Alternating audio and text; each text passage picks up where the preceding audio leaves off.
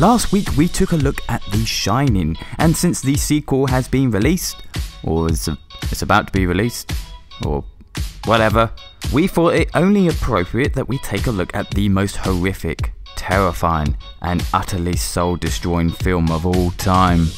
That being Movie 43. A film so horrifying to watch, it'll make you claw your own eyes out and... Oh wait, hang on. Nah, scrap that, we're just gonna look at Dr. Sleep. So let's not waste any more time and get stuck in, because if you had questions like what other actors were considered for the lead role for this film, what were some of the challenges involved in recreating some of the classic sets from The Shining, and can I get through this video without accidentally calling Dr. Sleep Doctor Who or Doctor Strange? Probably not, but we got the answers for you.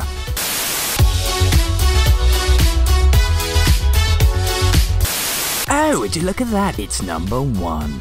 So, Dr. Sleep is a psychological horror film based on the 2013 novel of the same name, and is a sequel to the 1977 novel The Shining, both written by cokehead writer Stephen King.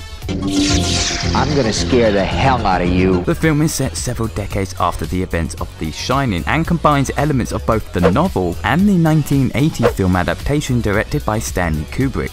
This next chapter of The Shining has been written, directed and even edited by Mike Flanagan, who has been making a name for himself in horror for the past several years with films like Oculus, Hush, Gerald's Game and the hit Netflix show The Haunting of Hill House, which we did an episode on that, if you want to check it out, links in the description. Dr. Sleep follows grown-up Danny Torrance, who still possesses the psychic ability also known as Shining, and who is somewhat scarred from his childhood trauma during the events of The Shining. Danny meets a young girl who shares the same power as him and who needs his protection from a cult known as the True Knot.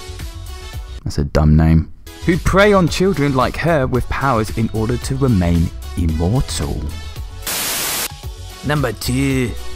Warner Brothers had begun developing this film as early as 2014, just a year after the novel was released. However, for several years Warner Brothers had actually struggled to secure a budget for the film and had originally wanted the film to be renamed Overlook Hotel. In 2017, Warner had released It based on Stephen King's hit novel. The film was such a success that suddenly Stephen King properties were now becoming very popular to make, and many adaptations were fast-tracked to production.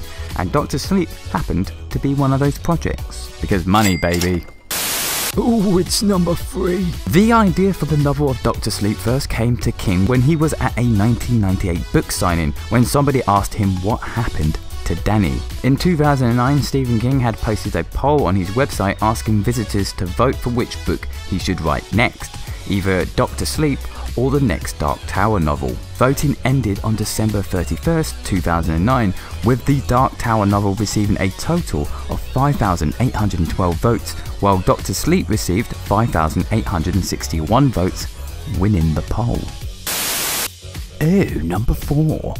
Stephen King has been famously noted for being heavily critical of Stanley Kubrick's adaptation of The Shining, having been reported countless times criticizing many elements of the film and its lack of faithfulness to the original novel. Mike Flanagan had the task of convincing Stephen King that despite his own distaste for Kubrick's version of the story, audience members were more familiar with that adaptation and overall largely preferred it to King's own The Shining adaptation, which was released in 1997. And it was shite.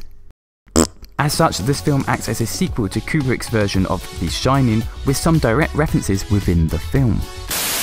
I got 5 on it. Oh, copyright strike. So this film acts as both an adaptation to the original novel and a sequel to Kubrick's own adaptation of The Shining. Mike Flanagan first went to the novel, then after had conversations with King to work out adapting both sources. Mike Flanagan has stated that making both sources work in the same film was a very challenging prospect. As part of the process, Flanagan recreated scenes from The Shining to use in flashbacks. Oh, don't believe it, it's number 6. Ewan McGregor plays the now grown-up Danny Torrance in this film, but he wasn't the only actor being considered for the role. Other actors up for the role included Dan Stevens, Chris Evans, Matt Smith, Jeremy Renner, and well, that's it. I said it like there was going to be another one, but no, that's it. Ewan McGregor was eventually chosen for the role with Stephen King's blessing. Number 7, baby. Number 7. While being a direct sequel to Stanley Kubrick's The Shining, Dr. Sleep is itself a very different film. The Shining was a much slower paced film with a slow moving mystery, while also showing the gradual growing madness of Jack Nicholson's character and the breakdown of his family, all set in one location, the Overlook Hotel. Dr. Sleep, however, has a more adventurous feel which spans across the US and covers almost 40 years. You wanna know a secret? It's number 8. The sets for the Overlook Hotel, which makes its reappearance in this film, were almost entirely rebuilt and recreated to match its original look. The only thing that wasn't rebuilt was the ceiling. This was because the crew wanted to use this for lighting, and so the ceiling would be CGI'd over. Good heavens, number 9. Another thing that had to be recreated was the famous hexagon carpet, in which the film recreates a scene with young Danny riding down the corridor. According to producer Trevor Macy, recreating this carpet was a painstaking process, stating that they spent ages trying to get it to look just right. The carpet even went through more adjustments in post-production, using color grading to adjust every hexagon in order to bring out the red in its color. After filming was completed on the film, the carpet was moved over to Warner Brothers Studios and fitted into one of their big conference rooms, because you know, they wanted to scare the shit out of people. I say, old chap, it's number 10. To help the crew with recreating many of the sets from The Shining, Kubrick's estate actually gave them blueprints on every room in the hotel. The filmmakers would also walk around on set with an iPad to compare their set with the originals in order to get every detail just right. Steven Spielberg's own film Ready Player One also came in handy, as the crew were able to compare notes with him and his film, as the Overlook Hotel was also recreated there. Well, there you go, 10 facts about Doctor Who. Sleep. Fuck.